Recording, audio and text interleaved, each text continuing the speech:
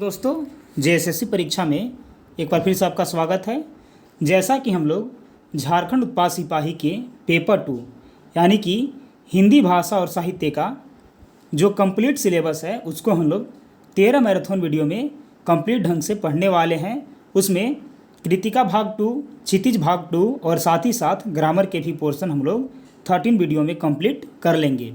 उसी कड़ी में आज यह 5वां मैराथन वीडियो है। ठीक है, इसमें हम लोग अध्याय नंबर 14 यानी कि एक कहानी यह भी और चैप्टर नंबर 15 यानी कि स्त्री शिक्षा के विरुद्ध कुतर्कों का खंडन को पढ़ेंगे। और साथ ही साथ हम लोग चैप्टर की शुरुआत में हम लोग जानेंगे कि आखिर ये जो चैप्टर है ये किस लेखक के द्वारा लिखा गया है, यानी कि लेखक का परिचय के बारे में जानेंगे। ठीक है, फिर उसकी व्याख्या के बारे में जानेंगे और जो महत्वपूर्ण बिंदु होगा उसको जानेंगे और अंत में हम लोग उस चैप्टर से संबंधित MCQ प्रश्न को सॉल्व करेंगे। ठीक है, तो चलिए दोस्तों वीडियो को आरंभ करते हैं। ठीक है, देखिए एक कहानी यह भी चैप्टर के जो लेखक हैं उनका नाम है मनु भंडारी। तो सबसे पहले हम लोग लेखक परिचय के बारे में पढ़ेंगे। देखिए मनु भंडारी का जन्म सन 1931 में गांव भानपुरा जिला मंदसौर मध्य प्रदेश में हुआ, परंतु उनकी इंटर तक की दीक्षा हुई कहाँ? राजस्थान के अजमेर में। ठीक है, बाद में उन्होंने हिंदी में MA किया। दिल्ली के मिरांडा हाउस कॉलेज में अध्यापन कार्य से अवकाश यानी कि छुट्टी प्राप्ति के बाद आजकल दिल्ली में ही रहकर स्वतंत्र लेखन कर रही है। ठीक है, अभी तक हम लोगों ने मनु भंडारी के बारे में क्या जाना कि मनु भंडारी जी का जन्म 1931 में गांव भानपुरा जिला मंदसौर MP में हुआ था। ठीक है, परंतु उनकी जो इंटर तक की शिक्षा हुई वो राजस्थान के अजमेर शहर से हुआ। ठीक है, और बाद में इन्होंने हिंदी से क्या किया? MA किया और फिलहाल ये दिल्ली में स्वतंत्र लेखन का कार्य कर रहे हैं। आगे है इसमें कि स्वतंत्रोत्तर हिंदी कथा साहित्य की प्रमुख हस्ताक्षर मनु भंडारी की प्रमुख रचनाएं हैं एक प्लेट सैलाब। क्या है? एक प्लेट सैलाब, मैं हार गई। क्या? मैं हार गई, यह सच्ची है और त्रिशंकु, ये सब का है? कहानी संग्रह है। ठीक है, एक प्लेट सैलाब, मैं हार गई, यह सच है और त्रिशंकु, ये सब कहानी संग्रह है। और आपका बंटी और महाभोज, ये 2 क्या है? उपन्यास है। ठीक है, इसके अलावा उन्होंने फिल्म एवं टेलीविज़न धारावाहिकों के लिए पटकथाएं भी लिखी है। हाल ही में एक कहानी यह भी नाम से आत्मकथा का प्रकाशन है, यानी कि जो अभी हम लोग मनु भंडारी का जो लिखा गया एक कहानी यह भी पढ़ने वाले हैं, ये इनका खुद का ही आत्मकथा है। ठीक है, चलिए आगे है। देखिए उनकी साहित्यिक उपलब्धियों के लिए हिंदी अकादमी के शिखर सम्मानित सहित उन्हें अनेक पुरस्कार प्राप्त हो चुके हैं, जिनमें भारतीय भाषा परिषद कोलकाता, राजस्थान संगीत नाटक अकादमी उत्तर प्रदेश, हिंदी संस्थान के पुरस्कार शामिल हैं। ठीक है, यानी कि शिखर सम्मान जो है इनको मिल चुका है और साथ ही साथ उनको अनेक पुरस्कार मिला है, जैसे भारतीय भाषा परिषद कोलकाता का अवार्ड मिला है, राजस्थान संगीत नाटक अकादमी पुरस्कार मिला है और उत्तर प्रदेश हिंदी संस्थान के पुरस्कार भी इनको मिल चुका है। मनु भंडारी की जो कहानियाँ हो या उपन्यास हो, उनमें भाषा और शिल्प की सादगी तथा प्रामाणिक अनुभूति मिलती है। उनकी रचनाओं में स्त्री मन से जुड़ी अनुभूतियाँ की अभिव्यक्ति भी देखी जा सकती है। ठीक है, अब हम लोग एक कहानी यह भी चैप्टर के सारांश को देखेंगे, उसके बाद हम लोग चैप्टर शुरू करेंगे। देखिए एक कहानी यह भी के संदर्भ में सबसे पहले तो हम यह जान लें कि मनु भंडारी ने पारिभाषिक अर्थ में कोई सिलसिलेवार आत्मकथा नहीं लिखी है। ठीक है, अपने आत्मकथा में उन्होंने उन व्यक्तियों और घटनाओं के बारे में लिखा है जो उनके लेखकीय जीवन से जुड़े हुए हैं, यानी कि टोटल घटना नहीं लिखे हैं, मेन तथ्य को लिखे हैं जो उनके लेखकीय जीवन से जुड़े हुए थे। संकलित अंश में मनु जी के किशोर जीवन से जुड़ी घटनाओं के साथ उनके पिता और उनकी कॉलेज की प्राध्यापिका शीला अग्रवाल का व्यक्तित्व विशेष तौर पर उभर कर आया है। जिन्होंने आगे चलकर उनके लेखकीय व्यक्तित्व के निर्माण में महत्वपूर्ण भूमिका निभाई है। लेखिका ने यहाँ बहुत ही खूबसूरती से साधारण लड़की के असाधारण बनने के प्रारंभिक पड़ावों को प्रकट किया है। सन 1946 से 47 की आज़ादी की आंधी ने मनु जी को भी अछूता नहीं छोड़ा। छोटे शहर की युवा होती लड़की ने आज़ादी की लड़ाई में जिस तरह भागीदारी की, उसमें उसका उत्साह, ओज, संगठन क्षमता और विरोध करने का तरीका देखते ही बनता है। ठीक है, अब हम लोग चैप्टर को आरंभ करते हैं। देखिए, एक कहानी यह भी। जन्मी तो मध्य प्रदेश के भानपुरा गांव में थी, लेकिन मेरी यादों का सिलसिला शुरू होता है अजमेर के ब्रह्मपुरी मोहल्ले के उस 2 मंजिले मकान से, जिसकी ऊपरी मंजिल में पिताजी का साम्राज्य था, जहां वे निहायत अव्यवस्थित ढंग से फैली बिखरी पुस्तकों, पत्रिका और अखबारों के बीच या तो कुछ पढ़ते रहते थे या डिक्टेशन देते रहते थे। यानी कि इनका घर 2 मंजिल था। नीचे वाला मंजिल में इनका पूरा परिवार रहता था और ऊपर वाला मंजिल स्पेशल इनके पिताजी के लिए था। ठीक है, नीचे हम सब भाई बहन जो हैं बहनों के साथ रहते थे। हमारी बेपढ़ी लिखी व्यक्तित्वहीन माँ सवेरे से शाम तक हम सब की इच्छाओं और पिताजी की आज्ञाओं का पालन करने के लिए सदैव तत्पर। यानी कि इनके जो माता जी थे वो क्या थे, पढ़े लिखे नहीं थे। अजमेर से पहले पिताजी इंदौर में थे, जहां उनकी बड़ी प्रतिष्ठा थी। कहाँ थे? इंदौर में थे। सम्मान था वहाँ पास, नाम था उनका वहाँ पास। कांग्रेस के साथ साथ वे समाज सुधार के कामों से भी जुड़े हुए थे। शिक्षा के वे केवल उपदेश नहीं देते थे, बल्कि उन दिनों 8-8, 10-10 विद्यार्थियों को अपने घर रखकर पढ़ाया है, जिनमें से कई तो बाद में ऊंचे ऊंचे ओहदे पर पहुँचे। ये उनकी खुशहाली के दिन थे और उन दिनों उनकी दरिया दिली के चर्चे भी कम नहीं थे। एक ओर से वे बेहद कोमल और संवेदनशील व्यक्ति थे, तो दूसरी ओर बेहद क्रोधी और अहंगवादी व्यक्ति थे। पर यह तो सब तो मैंने केवल सुना, देखा तब तो इन गुणों के जो भावना विशेषों को ढोते पीता थे। एक बहुत बड़े आर्थिक झटके के कारण वे इंदौर से अजमेर आ गए। यानी कि इंदौर से अजमेर जाने का कारण था उनको आर्थिक झटका लगा था। ठीक है, पैसे की कमी वगैरह हो सकता है। जहां उन्होंने अपने अकेले के बलबूते और हौसले से अंग्रेजी हिंदी शब्दकोश के अधूरे काम को आगे बढ़ाना शुरू किया, जो अपनी तरह का पहला और अकेला शब्दकोश था। इसने उन्हें यश और प्रतिष्ठा तो बहुत दी, पर अर्थ नहीं, और शायद गिरती आर्थिक स्थिति ने ही उनको व्यक्तित्व के सारे सकारात्मक पहलुओं को निचोड़ना शुरू कर दिया। सिकुड़ती आर्थिक स्थिति के कारण और अधिक जो विस्फारित उनका अहम उन्हें इस बात तक की अनुमति नहीं देता कि वे कम से कम अपने बच्चों को तो अपनी आर्थिक व्यवस्थाओं का भागीदार बनाएं। ठीक है, नवाबी आदतें, अधूरी महत्वाकांक्षाएं हमेशा शीर्ष पर रहने के बाद हाशिए पर सरकते चले जाने की यातना क्रोध बनकर हमेशा माँ को कंपाती, थरथराती रहती थी। अपनों के हाथों विश्वासघात की जाने कैसी गहरी चोटें होंगी वे जिन्होंने आंख मूंदकर सबका विश्वास करने वाले पिता को बाद के दिनों में इतना शक्की बना दिया था कि जब तक हम लोग भी उसकी चपेट में आते ही रहते थे।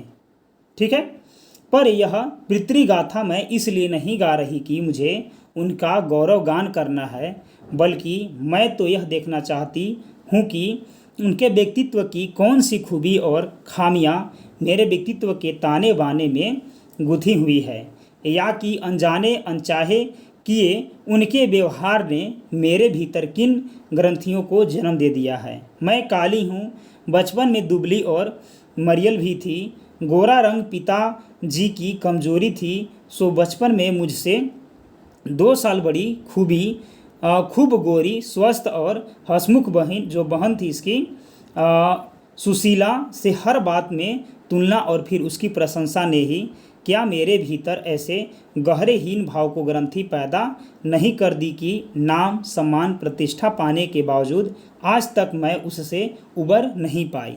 मतलब ये बचपन में थोड़ा काला थे और इनके जो सिस्टर थे वो इनसे गोरे थे और उनका शरीर भी स्वस्थ था, तो उनके पिताजी आमतौर पर इन लोगों का तुलना करते रहते थे, तो इन पर क्या है गहरा असर पड़ गया था। आज भी परिचय करवाते समय जब कोई कुछ विशेषता लगाकर मेरी लेखकीय उपलब्धियों का जिक्र करने लगता है तो मैं संकोच में सिमट ही नहीं जाती बल्कि गढ़ने गढ़ने को हो आती हूँ। शायद अचेतन की किसी परत के नीचे दबी इस हीन भावना के चलते मैं अपने किसी भी उपलब्धि पर भरोसा नहीं कर पाती हूँ। ठीक है, मैंने उनका मनोबल बहुत डाउन हो गया था। सब कुछ मुझे तुक्का ही लगता है। पिताजी के जिस शक्की स्वभाव पर मैं कभी भना भना जाती थी, आज एकाएक अपने खंडित विश्वासों की व्यथा के नीचे मुझे उनके शकी स्वभाव की झलक ही दिखाई देती है। बहुत अपनों के हाथों विश्वासघात की गहरी व्यथा से उपजा शक और होश संभालने के बाद से ही जिन पिताजी के जी से किसी न किसी बात पर हमेशा मेरी टक्कर ही चलती रही, वे तो न जाने कितने रूपों में मुझ में हैं। कहीं कुंठाओं के रूप में, कहीं प्रतिक्रिया के रूप में, तो कहीं प्रति छाया के रूप में। केवल बाहरी भिन्नता के आधार पर अपनी परंपरा और पीढ़ियों को नकारने वाले को क्या सचमुच इस बात का बिल्कुल एहसास नहीं होता कि उनका आसन अतीत किस कदर उनके भीतर जड़ जमाए बैठा रहता है। समय का प्रवाह भले ही हमें दूसरी दिशाओं में बहा कर ले जाए, स्थितियां का दबाव भले ही हमारा रूप बदल दे, हमें पूरी तरह उससे मुक्त तो नहीं ही कर सकता है। पिता के ठीक विपरीत था हमारी बेपढ़ी लिखी माँ। ठीक है, मतलब पिताजी के अपोजिट थे। धरती से कुछ ज़्यादा ही धैर्य और सहन शक्ति थी शायद माताजी में। पिताजी की हर ज्यादती को अपना पर्याय और बच्चों की हर उचित अनुचित फरमाइश और जिद को अपना फ़र्ज समझकर बड़े सहज भाव से स्वीकार करती थी वे। उन्होंने जिंदगी भर अपने लिए कुछ मांगा नहीं, चाहा नहीं, केवल दिया ही दिया। हम भाई बहनों का सारा लगाव शायद सहानुभूति से उपजा माँ के साथ था, लेकिन निहायत असहाय मजबूरी में लिपटा उनका यह त्याग कभी मेरा आदर्श नहीं बन सका। न उनका त्याग, न उनकी सहिष्णुता।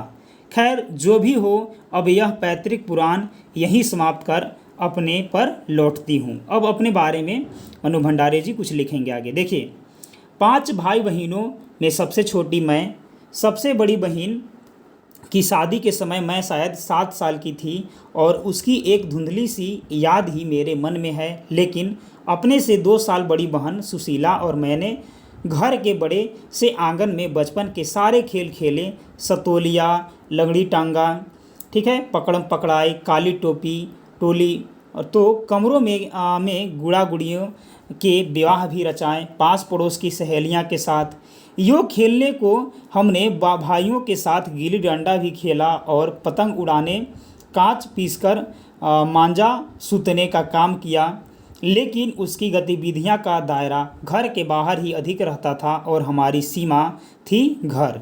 ठीक है, मतलब उनका सीमा था घर, लेकिन घर के बाहर इन लोग खेलने जाते थे। हाँ, इतना ज़रूर था कि उस ज़माने में घर की दीवारें घर तक ही समाप्त नहीं हो जाती थी, बल्कि पूरे मोहल्ले तक फैली रहती थी। इसलिए मोहल्ले के किसी भी घर में जाने पर कोई पाबंदी नहीं थी, बल्कि कुछ घर तो परिवार का हिस्सा ही थे। आज तो मुझे बड़ी शिद्दत के साथ यह महसूस होता है कि अपनी ज़िंदगी खुद जीने के इस आधुनिक दबाव ने महानगरों के फ्लैट में रहने वाले को हमारे इस परंपरागत पड़ोस कल्चर से विच्छिन्नता करके हमें कितना संकुचित, असहाय और असुरक्षित बना दिया है। मतलब अभी वो फ्लैट में रह रहे हैं, लेकिन फ्लैट में रहना उनको अभी पसंद नहीं आ रहा है। मेरी कम से कम 1 दर्जन आरंभिक कहानियों के पात्र इसी मोहल्ले के हैं, जहां मैंने अपनी किशोरावस्था गुजार अपनी युवावस्था का आरंभ किया था। 1-2 को छोड़कर उनमें से कोई भी पात्र मेरे जीवन का नहीं है।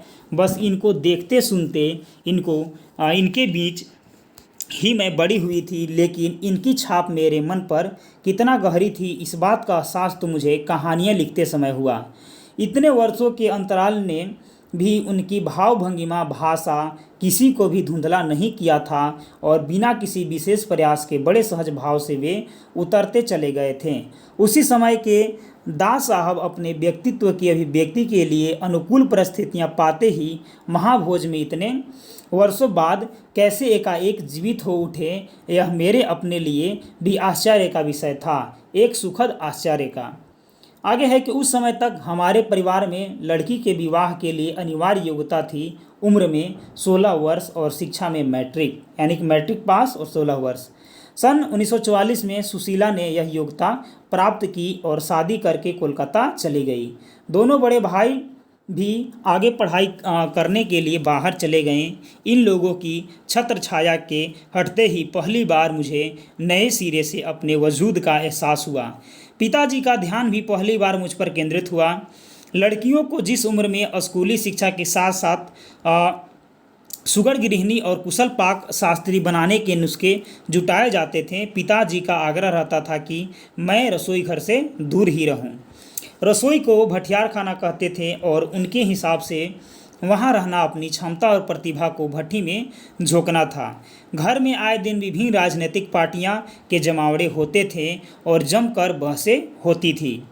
बहस करना पिताजी का प्रिय सगल था। चाय पानी या नाश्ता देने जाती तो पिताजी मुझे भी वहीं बैठने को कहते। वे चाहते थे कि मैं भी वहीं बैठूं, सुनूं और जानूं कि देश में चारों ओर क्या हो रहा है।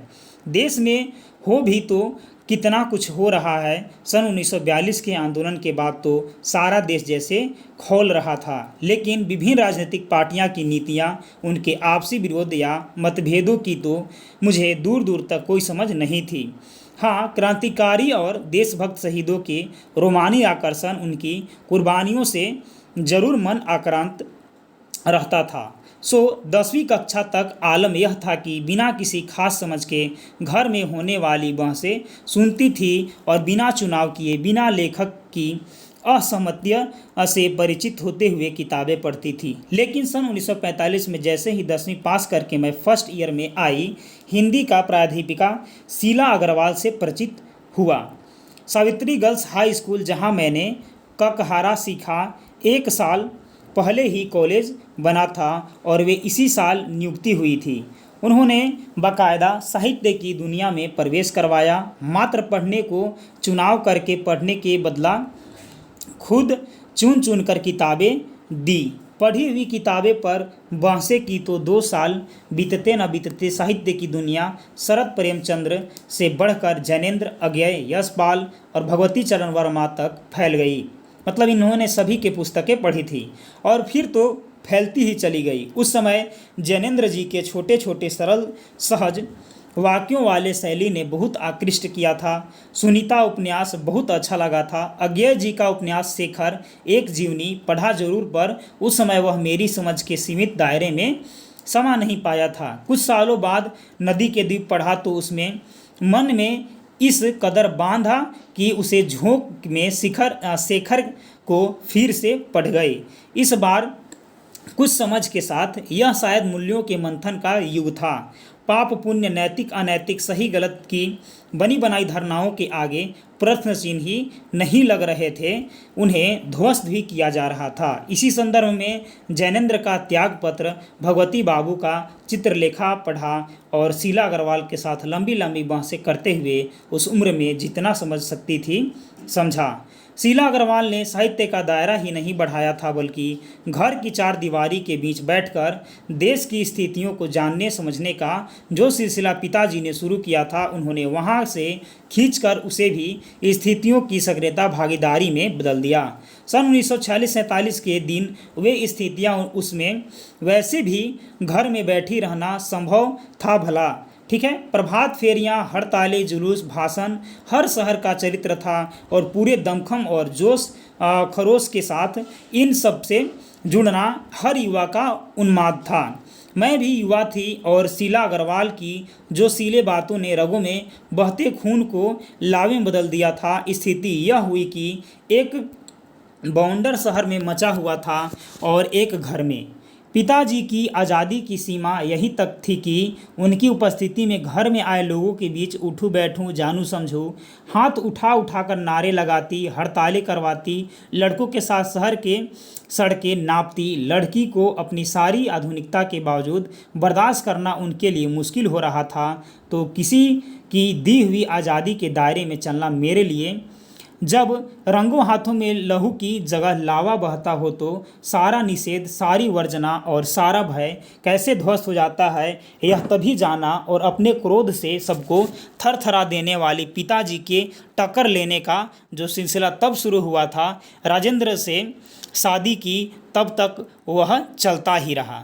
यानी कि अब ये पिताजी के मतलब प्रभाव से डरते नहीं थे ज़्यादा। ठीक है, यह कामना, बल्कि कहूँ कि यश लिप्सा पिताजी की सबसे बड़ी दुर्बलता थी और उनके जीवन की धुरी था यह सिद्धांत कि व्यक्ति को कुछ विशिष्ट बनकर जीना चाहिए, कुछ ऐसे काम करने चाहिए कि समाज में उनका नाम हो, सम्मान हो, प्रतिष्ठा हो, वर्चस्व हो। इसके चलते ही मैं दो एक बार उनके कोप से बच गई थी। एक बार कॉलेज से प्रिंसिपल का पत्र आया कि पिताजी आकर मिले और बताएं कि मेरी गतिविधियों का कारण मेरे खिलाफ अनुशासनात्मक कार्रवाई क्यों न की जाए। पत्र पढ़ते ही पिताजी आग बबूला हो गए। यह लड़की मुझे कहीं मुंह दिखाने लायक नहीं रहेगी, पता नहीं क्या क्या सुनने पड़ेगा वहाँ जाकर, उनके पिताजी से सोच रहे थे। 4 बच्चे पहले भी पढ़े, किसी ने ये दिन नहीं दिखाया। गुस्सा से भनाते हुए वे गए थे उनके कॉलेज में। लौट कर क्या कहर बरफा होगा इसका अनुभव था, सो मैं पड़ोस की एक मित्र के यहाँ जाकर बैठ गई। माँ को कह दिया कि लौटकर बहुत कुछ गुबार निकल जाएं तब बुलाना। लेकिन जब माँ ने आकर कहा कि वे तो खुश ही हैं, चली चल, तो विश्वास नहीं हुआ। गए तो सही, लेकिन डरते डरते। सारे कॉलेज की लड़कियां पर इतना रौब था तेरा, सारा कॉलेज तुम 3 लड़कियों के इशारे पर चल रहा था। प्रिंसिपल बहुत परेशान था कि बार बार आग्रह कर रही थी कि मैं तुझे घर बिठा लूं, क्योंकि वे लोग किसी तरह के डरा धमकाकर डांट डफट कर लड़कियों को क्लासों में भेजते, और अगर तुम लोग एक इशारा कर दो कि क्लास छोड़कर बाहर आ जाओ तो सारी लड़कियां निकलकर मैदान में जमा होकर नारे लगाने लगती। तुम लोगों ने हमारे कॉलेज चलना मुश्किल हो गया उन लोगों के लिए। कहाँ तो जाते समय पिताजी की मुंह दिखाने से घबरा रहे थे और कहाँ बड़े गर्व से कहकर आए कि यह तो पूरे देश की पुकार है। मैंने जब स्कूल से उसके पिताजी प्रिंसिपल से मिल करके आए तो अपने बेटी के बारे में खूब प्रशंसा की, क्योंकि पूरा कॉलेज जो था वो 3 लड़कियों के हाथों में था। जो उन लोग कहते थे वही करते थे स्टूडेंट सभी लोग कॉलेज के, इसलिए बहुत गर्व था उनको। इस पर कोई कैसे रोक लगा सकता है भला, उसके पिताजी ऐसे बोले। बेहद गदगद स्वर में पिताजी के यह सब सुनते रहे और मैं अवाक हो गई। मुझे न अपनी आंखों पर विश्वास हो रहा था न अपने कानों पर यह हकीकत थी।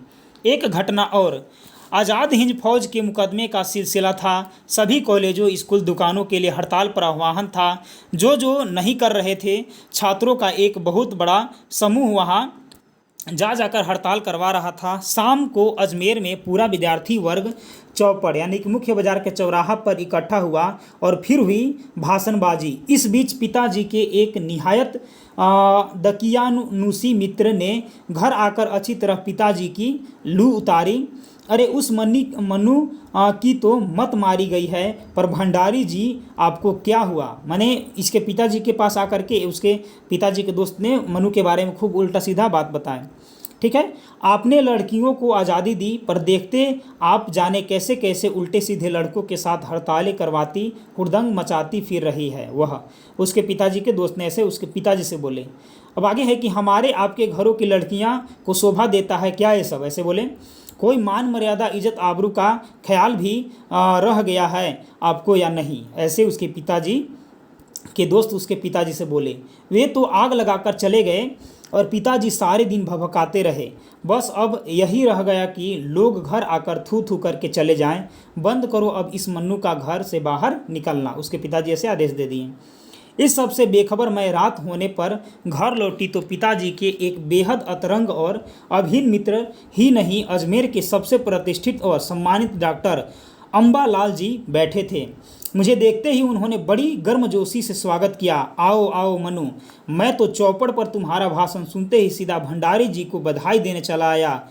I am really proud of you. ठीक है, क्या तुम घर में घुसे रहते हो भंडारी जी? घर से निकला करो। उसके पिताजी के एक और दोस्त जो थे वो उसके पिताजी से बोले। ठीक है, यू हैड मिस्ड समथिंग, और वे धुआंधार तारीफ करने लगे। वे बोलते जा रहे थे और पिताजी के चेहरे पर का संतोष धीरे धीरे गर्व में बदलता जा रहा था। भीतर जाने पर माँ ने दोपहर के गुस्से वाली बात बताई तो मैंने राहत की सांस ली। आज पीछे मुड़कर देखती हूँ, इतना तो समझ में आता ही है कि क्या तो उस समय मेरी उम्र थी और क्या मेरा भाषण रहा होगा। यह तो डॉक्टर साहब का स्नेह था जो उनके मुंह से प्रशंसा बनकर बह रहा था। यह भी हो सकता है कि आज से 50 साल पहले अजमेर जैसे शहर में चारों ओर से उमड़ी भीड़ के बीच एक लड़की का बिना किसी संकोच और झिझक के धुआंधार बोलती चले जाना ही उसके मूल कारण रहा होगा। पर पिताजी कितनी तरह के अंतर्विरोध के बीच जीते थे। वे एक और विशिष्ट बनने और बनाने की प्रबल लालसा, तो दूसरी ओर अपनी सामाजिक छवि को प्रति भी उतनी ही सजगता। पर क्या ये संभव है? क्या पिताजी को इस बात का बिल्कुल भी एहसास नहीं था कि वे दोनों तो रास्ता ही टकराहट का है? ठीक है, आगे बढ़ते हैं। आगे देखिए कि सन 1947 में मई महीने में शीला अग्रवाल को कॉलेज वालों ने नोटिस थमा दिया लड़कियों को भड़काने और कॉलेज का अनुशासन बिगाड़ने के आरोप में। इस बात को लेकर हुड़दंग न मचे, इसलिए जुलाई में 3rd ईयर में जो क्लासेस बंद करके हम 2-3 छात्राओं का प्रवेश निषिद्ध कर दिया गया। हुड़दंग तो बाहर रहकर भी इतना मचाया कि कॉलेज वालों ने अगस्त में आखिर 3rd ईयर खोलना पड़ा।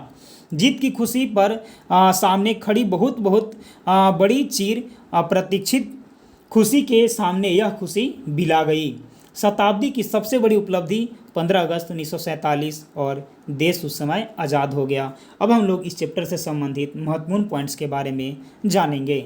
मनु भंडारी जी का जन्म कब हुआ था? 3 अप्रैल 1931 को हुआ था। मनु भंडारी जी का जन्म किस गांव में हुआ था? तो भानपुरा में।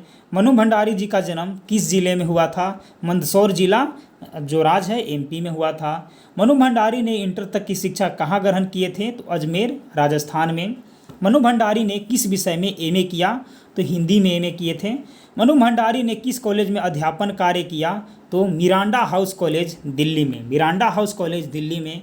मनु भंडारी वर्तमान समय में कहाँ रहकर स्वतंत्र पत्र लेखन कर रहे हैं? तो दिल्ली में। मनु भंडारी के प्रमुख कहानी संग्रह कौन से हैं? एक प्लेट सैलाब, हार गई मैं हार गई, और यही सच है, और त्रिशंकु। मनु भंडारी का उचित उपन्यास क्या है? आपका बंटी और महाभोज। मनु भंडारी की आत्मकथा का प्रकाशन किस शीर्षक से हुआ है? तो एक कहानी यह भी। मनु भंडारी अजमेर के किस मोहल्ले में रहती थी? ब्रह्मपुरी में। कहाँ? ब्रह्मपुरी में। मनु भंडारी का मकान कैसा था? 2 मंजिला था। मनु भंडारी के मकान में उनके पिताजी कहाँ रहते थे? ऊपरी मंजिल पर रहते थे। और मनु भंडारी की माँ कैसी थी? बिना पढ़ी लिखी थे। अजमेर से पहले मनु भंडारी के पिताजी कहाँ रहते थे? इंदौर में, लेकिन इकोनॉमी बजट के चलते कम हो गया था उनका आर्थिक स्थिति और वो चल गए थे बाद में वहाँ अजमेर में। मनु भंडारी के पिताजी किस राजनीतिक संगठन से जुड़े थे? कांग्रेस के साथ जुड़े हुए थे। और आगे है कि मनु भंडारी के पिता इंदौर से अजमेर क्यों आए? तो आर्थिक समस्या के कारण आए थे।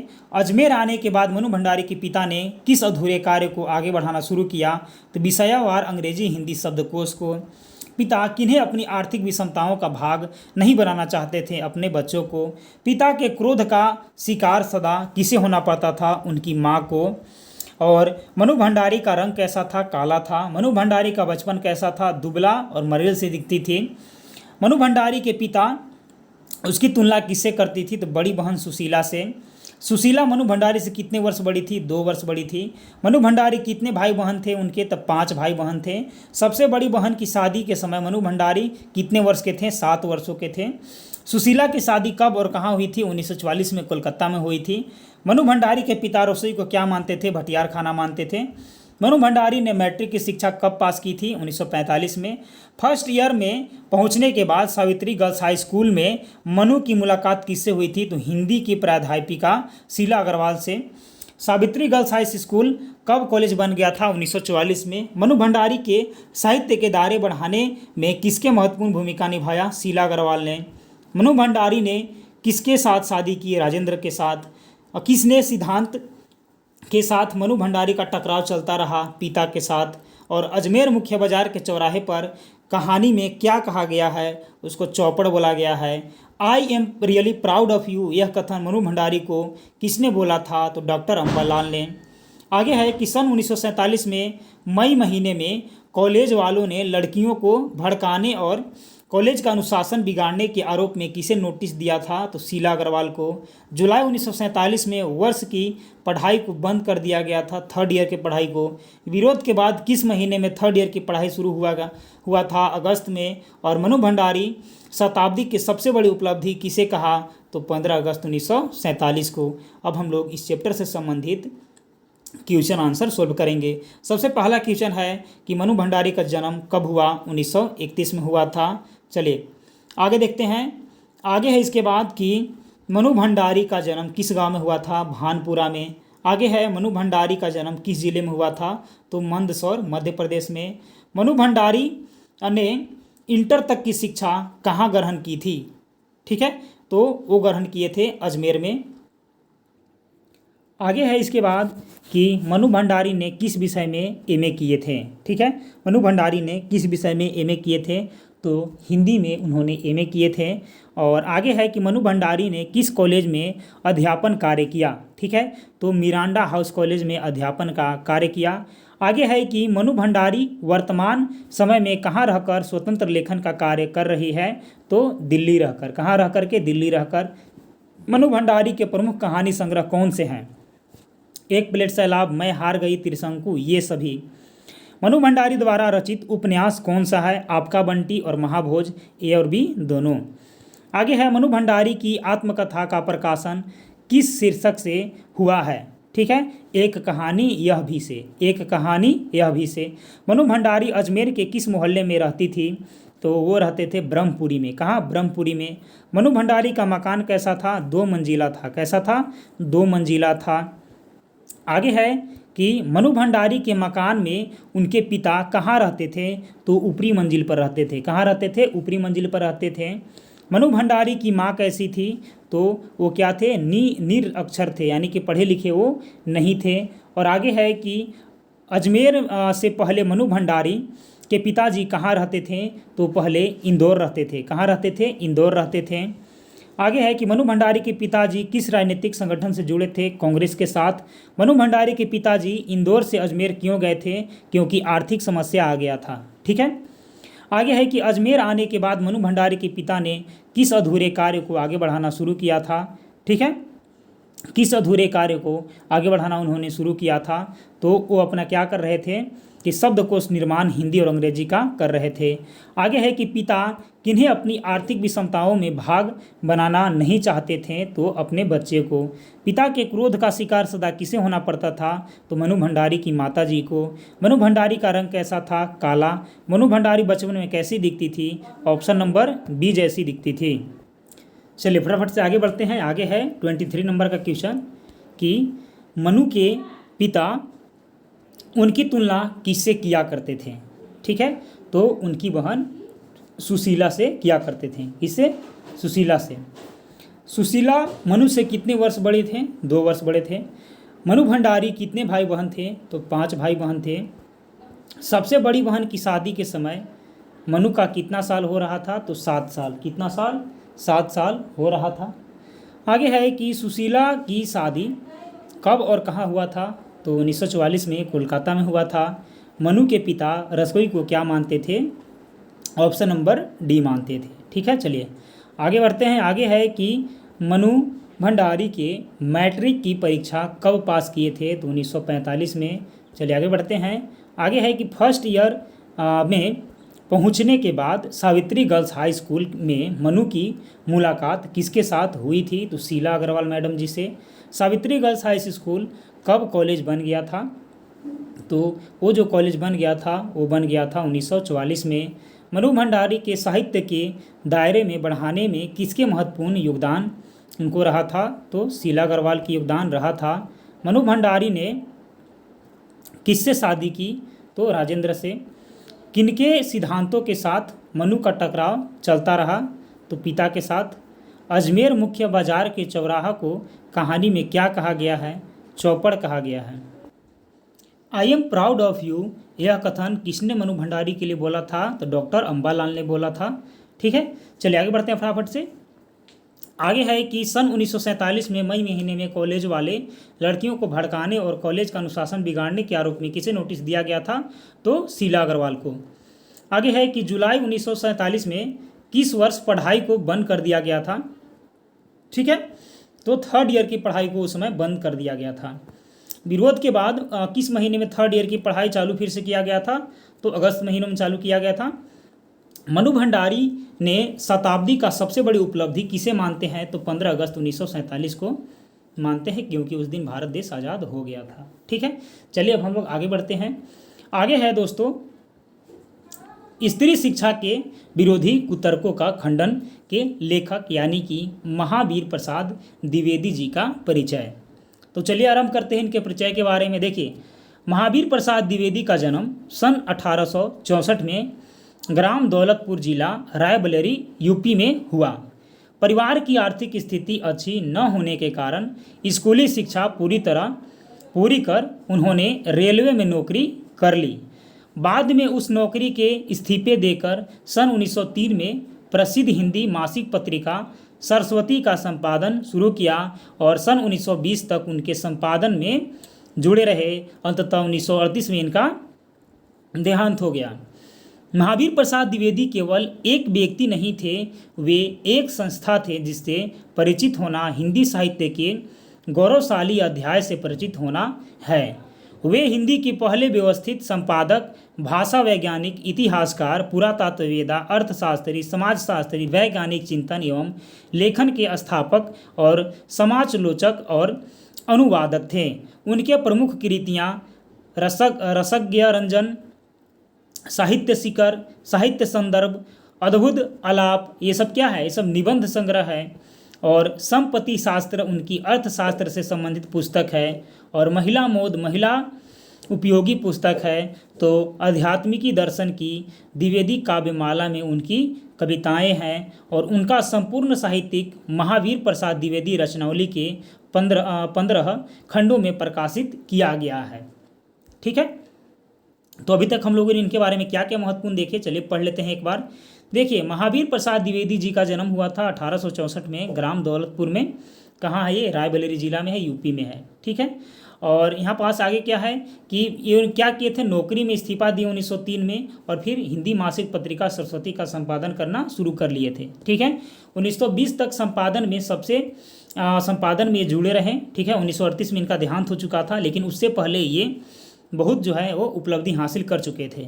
ठीक है, जैसे कि इनके नाम पर क्या क्या जोड़ा गया था कि हिंदी साहित्य के गौरवशाली अध्याय के परिचित होना, इनको परिचित होने के बारे में कहा गया है। ठीक है, ये क्या थे? तो व्यवस्थित संपादक थे, भाषा वैज्ञानिक थे, इतिहासकार थे, पुरातत्ववेदा थे, अर्थशास्त्री थे, समाजशास्त्री थे, वैज्ञानिक चिंतन थे, लेखन के स्थापक थे, समालोचक थे, अनुवादक थे। उनकी जो प्रमुख जो कृतियां हैं, अब हम लोग वो सब पढ़े थे कि रसज्ञ रंजन, साहित्य शिखर, साहित्य संदर्भ, अद्भुत आलाप, ये सब क्या है? निबंध संग्रह है। और संपत्ति शास्त्र जो कि अर्थशास्त्र से संबंधित उनका पुस्तक था। ठीक है, और महिला मोद महिला उपयोगी पुस्तक था। और आध्यात्मिकी दर्शन जो है वो आध्यात्मिकी दर्शन में वो शामिल किया गया था। द्विवेदी काव्यमाला में उनकी कविताएं शामिल किया गया है। उनका संपूर्ण साहित्य जो है वो महावीर प्रसाद द्विवेदी रचनावली के नाम से 15 खंडों में प्रकाशित किया गया है। चलिए आगे बढ़ते हैं। आगे है कि महावीर प्रसाद द्विवेदी के बारे में समझा जाता रहा है कि उन्होंने हिंदी गद्य की भाषा का परिष्कार किया और लेखकों की सुविधा के लिए व्याकरण और वर्तनी के नियम स्थिर किए। कविता की भाषा के रूप में भी ब्रज भाषा के बदले खड़ी बोली को प्रस्थापित किया। युग निर्माता महावीर प्रसाद द्विवेदी ने स्वाधीनता की चेतना विकसित करने के लिए स्वदेशी चिंतन को व्यापक बनाया। उन्होंने सरस्वती के माध्यम से पत्रकारिता का श्रेष्ठ स्वरूप सामने रखा। हिंदी में पहली बार समालोचना को स्थापित करने का श्रेय भी उनको जाता है। उन्होंने भारतीय पुरातत्व एवं इतिहास पर खोज परख कार्य किया। कुल मिलाकर उनके कार्यों का मूल्यांकन व्यापक हिंदी नवजागरण के संदर्भ में ही संभव है। द्विधता एवं बहुज्ञता के साथ सरसता उनके लेखन की प्रमुख विशेषता है। उनके लेखन में व्यंग की छटा देखते ही बनती है। अब हम लोग क्या करेंगे कि उनके जो पाठ है स्त्री शिक्षा के विरुद्ध कुतकों का खंडन, उनके हम लोग सारांश को पढ़ने वाले हैं। ठीक है, तब हम लोग अंततः चैप्टर चालू करेंगे। तो चलिए देखते हैं सारांश को, समरी को। देखिए, आज हमारे समाज में लड़कियां शिक्षा पाने एवं कार्य क्षेत्र में क्षमता दर्शाने में लड़कों से बिल्कुल भी पीछे नहीं हैं, किंतु यहां तक पहुंचने के लिए अनेक स्त्री पुरुषों ने लंबा संघर्ष किया है। नवजागरण काल के चिंतकों ने मात्र स्त्री शिक्षा की ही नहीं बल्कि समाज में जनतांत्रिक एवं वैज्ञानिक चेतना के संपूर्ण विकास के लिए अलख जगाया। द्विवेदी जी का यह लेख उन सभी पुरातनपंथी विचारों से लोहा लेता है जो स्त्री शिक्षा को व्यर्थ अथवा समाज के विघटन का कारण मानते थे। इस लेख की दूसरी विशेषता यह है कि इसमें परंपरा को ज्यों का त्यों नहीं स्वीकारा गया।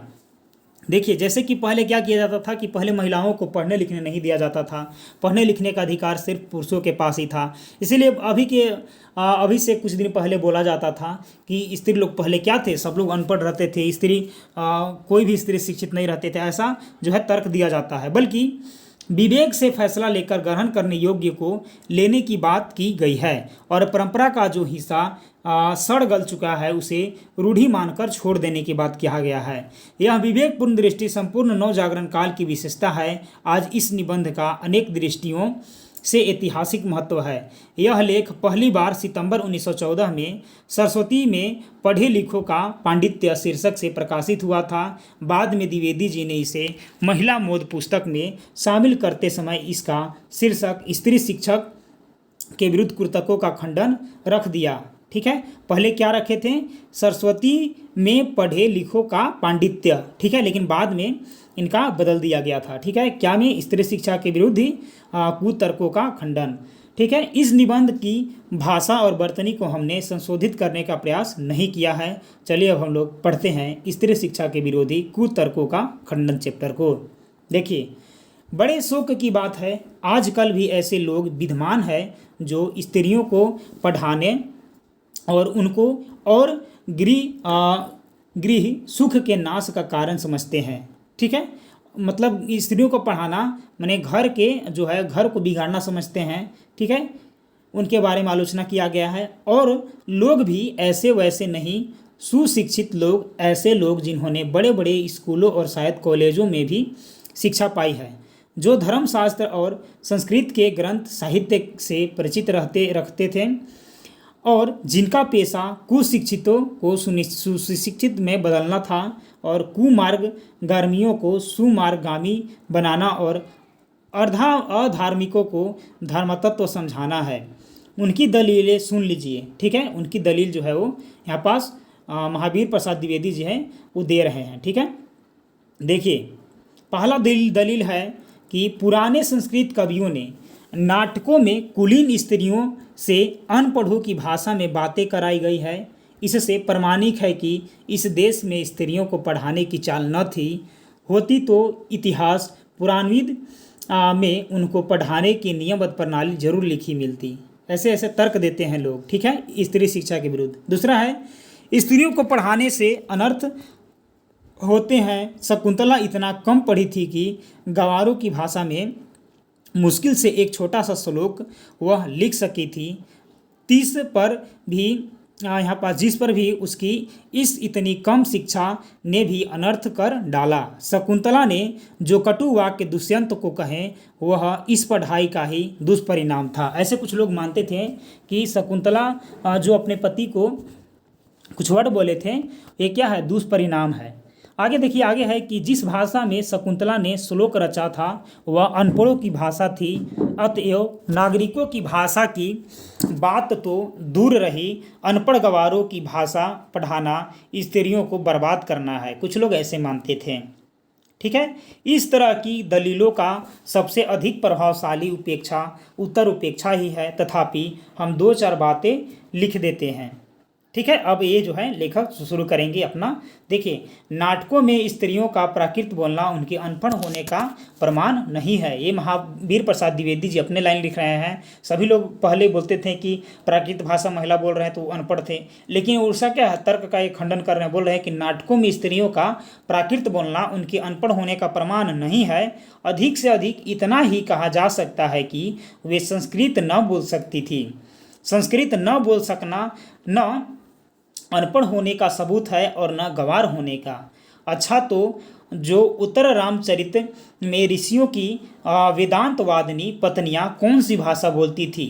उनकी संस्कृत क्या कोई गंवारी संस्कृत थी? ये तर्क देते हैं। ठीक है, भवभूति और कालिदास आदि के नाटक जिस जमाने में के हैं, उस जमाने में शिक्षितों का समस्त समुदाय संस्कृत ही बोलता था। इसका क्या सबूत है कि उस जमाने में बोलचाल की भाषा प्राकृत न थी? सबूत तो प्राकृत के चलन के ही मिलते हैं। प्राकृत यदि उस समय की प्रचलित भाषा न होती तो बौद्धों तथा जैनों के हजारों ग्रंथ में उसमें क्यों लिखे जाते हैं, और जो भगवान शाक्य मुनि तथा उनके चेले प्राकृत में ही क्यों धर्मोपदेश देते हैं? ये तर्क रखते हैं महावीर प्रसाद द्विवेदी जी कि जो लोग पहले स्त्रियों को अनपढ़ गंवार साबित करते थे, तो ये अपना तर्क देके बोलते थे कि देखिए, यदि मान लेते हैं कि प्राकृत भाषा यदि गंवारी भाषा है, तो जितने भी बौद्धों का और जैनों का ग्रंथ लिखा गया है वो प्राकृत भाषा में लिखा गया है, और उपदेश भी उन लोग प्राकृत भाषा में देते थे। तो कैसे कह सकते थे कि पहले के जो स्त्री प्राकृत बोलते थे वो अनपढ़ थे? बौद्धों के त्रिपिटक ग्रंथ की रचना प्राकृत में किए जाने का एकमात्र कारण यही है कि उस जमाने में प्राकृत ही सर्वसाधारण माने सबसे ज़्यादा यूज की जाने वाली भाषा थी। अतएव प्राकृत भाषा बोलना लिखना अनपढ़ और अशिक्षित होने का चिन्ह नहीं है। जिस पंडितों ने गाथा, सप्तशती, सेतुबंध महाकाव्य और कुमार पाल चरित्र आदि ग्रंथ प्राकृत में बनाए हैं, वे यदि अनपढ़ और गंवार होते तो हिंदी के प्रसिद्ध से भी प्रसिद्ध अखबार का संपादन इस जमाने में अनपढ़ और गंवार कहा जा सकता है, क्योंकि वह अपने ज़माने में प्रचलित भाषा में अखबार लिखता है। हिंदी, बांग्ला आदि भाषाएं आजकल की प्राकृत है। शेर सैनी, मगधी, महाराष्ट्री और पाली भाषा आदि भाषा उस जमाने के भी थे। प्राकृत पढ़कर भी उस जमाने में लोग उसी तरह सभ्य, शिक्षित और पंडित हो सकते थे जिस तरह हिंदी, बांग्ला, मराठी आदि भाषाओं पढ़कर इस जमाने में हम हो सकते हैं। फिर प्राकृत बोलना अनपढ़ होने का सबूत यह बात कैसे मानी जा सकती है? जिस समय आचार्यों ने नाट्यशास्त्र संबंधी नियम बनाए थे, उस समय सर्वसाधारण की भाषा संस्कृत न थी। चुने हुए लोग ही संस्कृत बोलते थे या बोल सकते थे। इसी से उन्होंने उसकी भाषा संस्कृत और दूसरी लोगों तथा स्त्रियों की भाषा प्राकृत रखने का नियम कर दिया। पुराने जमाने में स्त्रियों के लिए कोई विश्वविद्यालय न था। फिर नियमबद्ध प्रणाली का उल्लेख आदि पुराणों में न मिले तो क्या आश्चर्य है, और उल्लेख उसका कहीं रहा हो पर नष्ट हो गया हो। पुराने ज़माने में विमान उड़ते थे, बताइए उनके बनाने की विद्या सिखाने वाला कोई शास्त्र? बड़े बड़े जहाज़ों पर सवार होकर लोग द्वीपांतरों को जाते थे। दिखाइए जहाज़ बनाने के नियमबद्ध प्रणाली के दर्शन ग्रंथ। देखिए, ये बोलते हैं कि जैसे कि कुछ लोग बोलते हैं कि पहले महिलाओं को स्कूल जाने, विद्यालय जाने के आदेश नहीं था, तो ये तर्क रखते हैं कि बताइए, उसका कुछ साक्ष्य तो नहीं है, लेकिन बताइए कि पहले आदमी जहाज़ से इधर उधर जाते थे कि नहीं, विमान से इधर उधर जाते थे कि नहीं, ये तर्क रखते हैं। तो बोले कि उसका भी, विमान का भी बनाने का कहीं पास साक्ष्य मिला है? ये अपना तर्क देते हैं उसके खंडन के लिए। देखिए आगे है, पुराण विदों में विमानों और जहाज़ों द्वारा की गई यात्राओं के हवाले देकर उनका अस्तित्व तो हम बड़े गर्व से स्वीकार करते हैं, परंतु पुराने ग्रंथों में अनेक प्रगल्भ पंडितों के नाम उल्लेख देकर भी कुछ लोग भारत की तत्कालीन स्त्रियों को मूर्ख, अनपढ़ और गंवार बताते हैं। इस तर्कशास्त्रज्ञता और इस न्यायशीलता की बलिहारी वेदों को प्रायः सभी हिंदू ईश्वरकृत मानते हैं। सो ईश्वर तो वेद मंत्रों की रचना अथवा उनका दर्शन विश्वावरा आदि स्त्रियों से करावे और हम उन्हें ककहरा पढ़ाना भी पाप समझें। ठीक है, शीला और वीजा आदि कौन थी? वे स्त्री थी या नहीं? बड़े बड़े पुरुषों कवियों से आधृत हुई हैं या नहीं? ठीक है, सांध्राण पंडित ने उनकी कविता के नमूने हैं या नहीं? बौद्ध ग्रंथ त्रिपिटक के अंतर्गत थेरी गाथा में जिन सैकड़ों स्त्रियों की पद रचना उद्धत है वे अनपढ़ थी। पूछ रहे हैं ये कि क्या वो अनपढ़ थी? जिस भारत में कुमारिकाओं का चित्र बनाने, नाचने गाने बजाने, फूल चुनने, हार गुथने, पैर मलने तक की कला सीखने की आज्ञा थी उनको, पढ़ने लिखने की आज्ञा न थी। कैसे नहीं होगी? ठीक है, कौन विज्ञ ऐसी बात मुख से निकालेगा? ये जो है महावीर प्रसाद द्विवेदी जी ये बात ऐसे सवाल उठा रहे हैं, और कोई निकाले भी तो कैसे माने जाएगा इसको? ठीक है, कौन मानेगा उस बात को? आगे है कि अत्रि की पत्नी जो धर्म पर व्याख्यान देते समय घंटों पांडित्य प्रकट करे, गार्गी बड़े बड़े ब्रह्मवादियों को हरा दे, मंडन मित्र मिश्र की सहस धर्मचारिणी शंकराचार्य के छक्के छुड़ा दें, गजब, इससे अधिक भयंकर बात और क्या हो सकेगी? यह सब पापी पढ़ने का अपराध है। न वे पढ़ती न वे पूजनीय पुरुषों को मुकाबला कर सकती थी। यह सारा दुराचार स्त्रियों को पढ़ाने का ही कुफल है। ठीक है, समझे, स्त्रियों के पढ़ाने पढ़ना कालकूट और पुरुषों के लिए पीयूष का घूंट। माने ये बोल रहे हैं कि स्त्रियों को पढ़ाना कालकूट और पुरुषों को पढ़ाना पीयूष का घूंट है। ऐसे ही दलीलों और दृष्टाओं के आधार पर कुछ लोग स्त्रियों को अनपढ़ रखकर भारतवर्ष का गौरव बढ़ाना चाहते हैं। ठीक है, मान लीजिए कि पुराने ज़माने में भारत की एक भी स्त्री पढ़ी लिखी न थी, न सही, उस समय स्त्रियों को पढ़ाने की जरूरत न समझी गई होगी, पर अब तो है। ठीक है, अतएव पढ़ाना चाहिए। हमने सैकड़ों पुराने नियमों, आदेशों और प्रणालियों को तोड़ दिया है या नहीं? तो चलिए स्त्रियों को अनपढ़ रखने की इसी पुरानी चाल में भी तोड़ दें। ठीक है, ये बोल रहे हैं कि हम लोग बहुत सारा नियम तोड़ दिए हैं, तो स्त्रियों को हम लोग अनपढ़ क्यों रखेंगे? उस पुराने नियम को हम लोग तोड़ देंगे। हमारी प्रार्थना तो यह है कि स्त्री शिक्षा के विपक्षियों को क्षण भर के लिए इस कल्पना को अपने मन में स्थान न देना चाहिए कि पुराने ज़माने में यहाँ की सारी स्त्रियाँ अनपढ़ थी अथवा उन्हें पढ़ने की आज्ञा न थी। जो लोग पुराणों में पढ़ी लिखी स्त्रियों के हवाले मांगते हैं उन्हें श्रीमद् भागवत और 10 मकरंद ने के उत्तरार्ध के 53वां अध्याय पढ़ना चाहिए, 53वां अध्याय पढ़ना चाहिए। उसमें से रुक्मणी हरण की कथा, रुक्मणी ने जो एक लंबा चौड़ा पत्र एकांत में लिखकर एक ब्राह्मण के हाथों श्री कृष्ण को भेजा था, वह तो प्राकृत में न था। उसके प्राकृत होने का उल्लेख भागवत में तो नहीं है। उसने रुक्मणी ने जो पांडित्य दिखाया है वह उसके अनपढ़ और अल्पज्ञ होने अथवा गंवारपन का सूचक नहीं है। पुराने ढंग के पक्के सनातन धर्मावलंबियों की दृष्टि में तो नाटकों की अपेक्षा भागवत का महत्व बहुत ही अधिक होना चाहिए। इस दशा में यदि उनमें से कोई यह कहे कि सभी प्राकलन स्त्रियां अनपढ़ होती थी तो उसकी बात पर विश्वास करने की जरूरत नहीं है। ठीक है, देखिए, भागवत की बात यदि पुराणकार या कवि की कल्पना मानी जाए तो नाटकों की बात उससे भी गई बीती समझी जानी चाहिए। स्त्रियों का किया हुआ अनर्थ यदि पढ़ाने ही का परिणाम है तो पुरुषों का किया हुआ अनर्थ भी उनको विद्या और शिक्षा के ही परिणाम समझना चाहिए। देखिए, वो कहते हैं कि यदि नाटक में कहा गया है कि स्त्री लोग पढ़े लिखे नहीं थे, ठीक है, और यहाँ पास भागवत में बताया गया है कि रुक्मणी जो है वो कृष्ण को पत्र लिखते हैं, तो सवाल पूछ रहे हैं कि आप नाटक को मानिएगा कि भागवत को मानिएगा? ठीक है, आगे देखिए, आगे है कि बम के गोले फेंकना और नर हत्या करना, डाके डालना, चोरियां करना, घूस लेना, ये सब यदि पढ़ने लिखने का ही परिणाम है तो सारे कॉलेज, स्कूलों और पाठशालाएं बंद हो जानी चाहिए। परंतु विक्षिप्तों और बात व्यक्तियों को ग्रहग्रस्तों के सिवा ऐसी दलीलें पेश करने वाले बहुत ही कम मिलेंगे। शकुंतला ने दुष्यंत को कटु वाक्य कहकर कौन सी अस्वाभाविकता दिखाई? क्या वह यह कहती है कि आर्यपुत्र शाबाश, बड़ा अच्छा काम किया जो मेरे साथ गंधर्व विवाह करके मुकर गए? नीति, न्याय, सदाचार और धर्म की अप्रत्यक्ष मूर्ति हैं। पत्नी पर घोर से घोर अत्याचार करके जो उससे ऐसे आशा रखते हैं कि मनुष्य स्वभाव की चिंतन भी ज्ञान नहीं रखते। सीता से अधिक साध्वी स्त्री नहीं सुनी गई।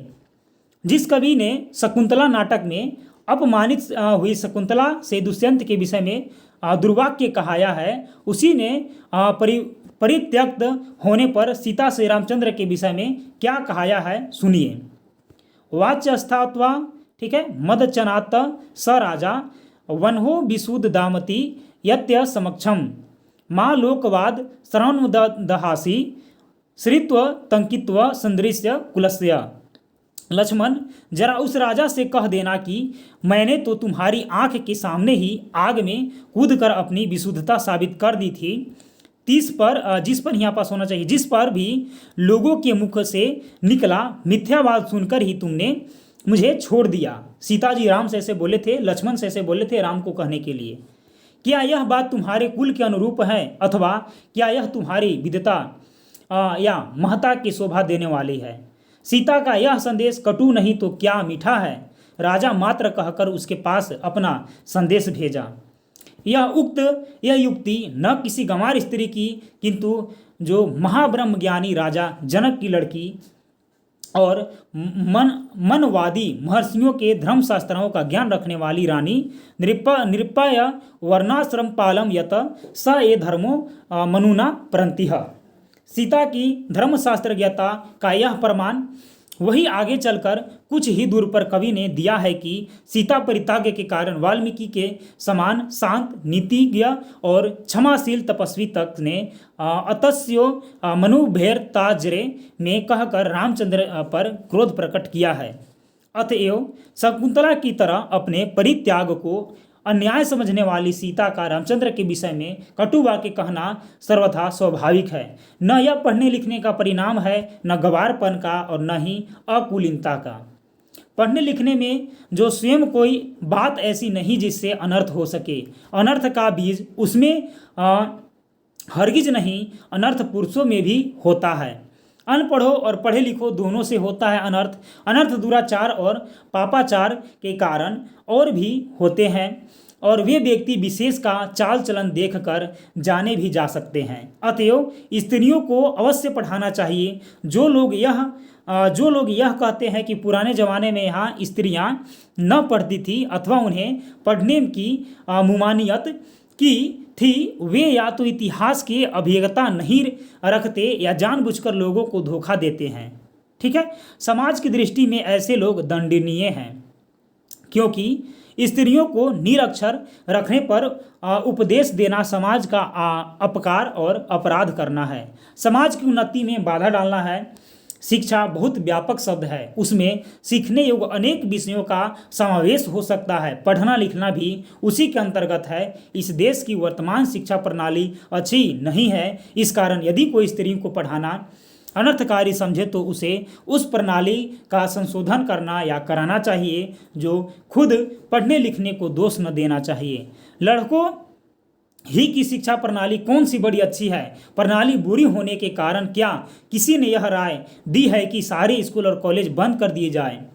आप खुशी से लड़कियों और स्त्रियों की शिक्षा की प्रणाली का संशोधन कीजिए। उन्हें क्या पढ़ाना चाहिए, कितना पढ़ाना चाहिए, किस तरह की शिक्षा देना चाहिए और कहाँ पर देना चाहिए, घर में या स्कूल में, इन सब पर बातों पर बहस कीजिए, विचार कीजिए। जी में आवेश हो कीजिए, जो आपको मन में आए वो कीजिए, पर परमेश्वर के लिए यह न कहिए कि स्वयं पढ़ने लिखने में कोई दोष है। वह क्या है? अनर्थकर है। वह अभिमान का उत्पादक है। वह गृह सुख का नाश करने वाला है। ऐसा कहना 16 आने मिथ्या है। यानी पूरी यह गलत है कि स्त्री को नहीं पढ़ाना चाहिए। स्त्री को अवश्य पढ़ाना चाहिए। ठीक है, चलिए आगे बढ़ते हैं। आगे हम लोग इस चैप्टर से संबंधित महत्वपूर्ण पॉइंट के बारे में जानेंगे। देखिए, पहला पॉइंट है कि महावीर प्रसाद द्विवेदी का जन्म कब हुआ था? 1864 में। कहाँ हुआ था बाबू? तो दौलतपुर में हुआ था। महावीर प्रसाद द्विवेदी का जन्म किस जिले में हुआ था? रायबरेली, यूपी में हुआ था। द्विवेदी जी ने किस विभाग में नौकरी किए थे? रेलवे में नौकरी किए थे। 1903 ईस्वी में नौकरी में इस्तीफा देकर द्विवेदी जी ने किस हिंदी मासिक पत्रिका का संपादन किया? सरस्वती का। किसका? सरस्वती का। द्विवेदी जी ने सरस्वती का संपादन कब तक किया था? 1920 तक। द्विवेदी जी के निबंध संग्रह कौन कौन से हैं? रसज्ञ रंजन, साहित्य शिखर, साहित्य संदर्भ और अद्भुत आलाप। अर्थशास्त्र से संबंधित द्विवेदी जी के पुस्तक कौन सी है? तो संपत्ति शास्त्र है। द्विवेदी जी की महिला उपयोगी पुस्तक कौन सी है? तो है महिला मोद। क्या है? महिला मोद। द्विवेदी जी की दर्शन संबंधी रचना कौन है? तो अध्यात्मिकी। क्या है? अध्यात्मिकी। द्विवेदी जी की कविताओं का संग्रह कौन सी है? तो द्विवेदी काव्यमाला। कौन है? द्विवेदी काव्यमाला है। द्विवेदी जी का संपूर्ण साहित्य किस नाम से प्रकाशित हुआ है? तो महावीर प्रसाद द्विवेदी रचनावली। महावीर प्रसाद द्विवेदी रचनावली कुल कितने खंडों में प्रकाशित किया गया है? तो 15 खंडों में प्रकाशित किया गया है। आगे चलिए देखते हैं कि द्विवेदी जी ने कविता की भाषा के रूप में ब्रज भाषा की जगह किस भाषा बोली की प्रतिष्ठित किया गया? खड़ी बोली। हिंदी में पहली बार जो समालोचना को स्थापित करने का श्रेय है वो किसे दिया जाता है? महावीर प्रसाद द्विवेदी जी को दिया जाता है। स्त्री शिक्षा के विरोधी कुतर्कों का खंडन लेख पहली बार कब और किस पत्रिका में प्रकाशित किया गया था? तो सितंबर 1914 में सरस्वती पत्रिका में। सितंबर 1914 में सरस्वती पत्रिका में। स्त्री शिक्षा के विरोधी कुतर्कों का खंडन लेख सरस्वती पत्रिका में किस नाम से प्रकाशित किया गया था? पढ़ो लिखो का पांडित्य। पढ़ो लिखो का पांडित्य पहले इसका कहानी का नाम था, लेकिन बाद में इसको बदल दिया गया था। स्त्री शिक्षा के विरोधी कुतर्कों का खंडन शीर्षक के लेख को द्विवेदी जी ने किस पुस्तक में शामिल किया? महिला मोद में। किसमें? महिला मोद में शामिल किया। आगे है कि इनका देहांत, महावीर प्रसाद जी का देहांत कब हुआ था? 1938 में हुआ था। द्विवेदी जी ने स्त्री शिक्षा के विरोधी कुतर्कों का खंडन लेख में स्त्रियों को न पढ़ाए जाने के किनको तर्कों का तथ्यात्मक खंडन किया है? तो शिक्षित वर्ग के। नाटकों में किन्होंने कुलीन स्त्रियों से अनपढ़ों की भाषा में बात करने कराई है? तो पुराने संस्कृत कवियों ने उल्टा पलटा बात बोल दिया है स्त्रियों के बारे में। शकुंतला ने किसे कटु वाक्य कहे थे? दुष्यंत को। आगे है इसके बाद कि पुराने नाटकों में स्त्रियों को कौन सी भाषा का प्रयोग करते थे? तो प्राकृत भाषा का। पुराने शिक्षाविदों के अनुसार स्त्रियों को प्राकृत बोलना उनके क्या होने का प्रमाण था? अनपढ़ होने का। आगे है उत्तर रामचरितमानस में स्त्रियों या ऋषियों की वेदावांदनी प्रयत्नियाँ कौन सी भाषा बोलती थी? उनकी पत्नियाँ तो संस्कृत बोलती थीं। बौद्धों तथा जैनों का अधिकांश ग्रंथ जो है वो किस भाषा में लिखा गया है? प्राकृत भाषा में। शाक्य मुनि तथा उनके चेले किस भाषा में जो धर्मोपदेश देते थे? प्राकृत भाषा में। ठीक है, और यहाँ पास प्राकृत भाषा में ही लिखा गया है। आगे इसके बाद कि बौद्धों के किस बड़े ग्रंथ की रचना प्राकृत भाषा में हुआ है? त्रिपिटक का। किसका? त्रिपिटक का हुआ है। आगे इसके बाद कि द्विवेदी जी के अनुसार कौन सी भाषा बोलना और पढ़ना अशिक्षित और अनपढ़ होने का प्रमाण नहीं है? प्राकृत भाषा। प्राकृत भाषा के कुछ महत्वपूर्ण ग्रंथ बताइए। गाथा, सप्तशती, सेतुबंध महाकाव्य और कुमारपाल चरित। द्विवेदी जी ने किन भाषाओं को आज का प्राकृत कहा है? हिंदी, बांग्ला आदि भाषाओं को। श्रीमद् भागवत और दशमक स्कंद के उत्तरार्ध में के किस अध्याय में रुक्मणी हरण की कथा लिखा गया है? 53वें अध्याय में। रुक्मणी ने एकांत में बैठकर लिखा पत्र ब्राह्मण के हाथों किसे भेजवाया था? कृष्ण को। और सीता ने लक्ष्मण से किसके संबंध में कटु वाक्य कहे थे? तो रामचंद्र के संबंध में कटु वाक्य कहे थे। प्रश्न नंबर 1 के साथ हम लोग अब प्रश्न उत्तरी MCQ आरंभ करते हैं। पहला नंबर का प्रश्न है कि महावीर प्रसाद द्विवेदी जी का जन्म कब हुआ था? 1864 में हुआ था। ठीक है, आगे बताना है कि कहाँ हुआ था? तो दौलतपुर में हुआ था। आगे है कि महावीर प्रसाद द्विवेदी जी का जन्म किस जिले में हुआ था? तो रायबरेली यूपी में। द्विवेदी जी ने किस विभाग में नौकरी किए थे? तो रेलवे विभाग में। आगे है 1903 में नौकरी से इस्तीफा देकर द्विवेदी जी ने किस हिंदी मासिक पत्रिका का संपादन किए थे? तो सरस्वती का। द्विवेदी जी ने सरस्वती का संपादन कब तक किया था? तो 1920 तक किए थे। द्विवेदी जी के निबंध संग्रह कौन कौन से हैं? तो निबंध संग्रह रसज्ञ रंजन, साहित्य शिखर, अद्भुत आलाप, ये सभी हैं। आगे है कि अर्थशास्त्र से संबंधित द्विवेदी जी ने एक पुस्तक लिखी थी, उस पुस्तक का क्या नाम था? ठीक है, तो उस पुस्तक का नाम था संपत्ति शास्त्र। उस पुस्तक का क्या नाम था? संपत्ति शास्त्र। द्विवेदी जी की महिला उपयोगी पुस्तक कौन सी है? तो है महिला मोद। क्या है? महिला मोद। द्विवेदी जी के दर्शन संबंधी रचना कौन सी है? द्विवेदी जी की दर्शन संबंधी रचना कौन सी है? तो अध्यात्मिकी। क्या है? अध्यात्मिकी। द्विवेदी जी की कविताओं संग्रह जो है वो किसमें किया गया है? द्विवेदी जी की कविता को जो संग्रह किया गया है वो कहाँ किया गया है? तो द्विवेदी काव्यमाला में। कहाँ? द्विवेदी काव्यमाला में। द्विवेदी जी का संपूर्ण साहित्य किस नाम से प्रकाशित हुआ है? ठीक है, वो हुआ है महावीर प्रसाद द्विवेदी रचनावली के नाम से। महावीर प्रसाद द्विवेदी की रचनावली कुल कितने खंडों में प्रकाशित किया गया था? 15 खंडों में। द्विवेदी जी ने कविता की भाषा के रूप में ब्रज भाषा की जगह किस बोली को प्रस्थापित किया था? तो खड़ी बोली को प्रस्थापित किए थे। हिंदी में पहली बार समालोचना को स्थापित करने का श्रेय किसे जाता है? तो द्विवेदी जी को जाता है। आगे है कि स्त्री शिक्षा के विरुद्ध कुतर्कों का खंडन लेख पहली बार कब और किस पत्रिका में प्रकाशित किया गया था? तो सितंबर 1914 में किया गया था, सरस्वती पत्रिका में किया गया था। आगे इसके बाद की स्त्री शिक्षा के विरोधी कुतर्कों का खंडन लेख सरस्वती पत्रिका में किस नाम से प्रकाशित किया गया था? पढ़े लिखो का पंडित्व। पढ़े लिखों का पांडित्य। आगे है स्त्री शिक्षा के विरुद्ध कुतर्कों का खंडन शीर्षक से लेख को द्विवेदी जी ने किस पुस्तक में शामिल किया है? तो महिला मोद। किस पुस्तक में? महिला मोद में। महावीर प्रसाद द्विवेदी का देहांत कब हुआ था? ठीक है, तो कब हुआ था? 1938 में हुआ था। आगे है कि द्विवेदी जी ने स्त्री शिक्षा के विरुद्ध कुतर्कों का खंडन लेख में स्त्रियों को न पढ़ाए जाने के किन तर्कों का तथ्यात्मक खंडन किया है? ठीक है, किन तर्कों का तथ्यात्मक खंडन किया है? शिक्षित वर्गों को खंडन किया है। आगे है कि नाटकों में किन्होंने कुलीन स्त्रियों से अनपढ़ों की भाषा की बातें कराई हैं? ठीक है, किसने कराई हैं? तो संस्कृत कवियों ने कराई हैं। शकुंतला ने किसे कटु वाक्य बोले थे? दुष्यंत को बोले थे।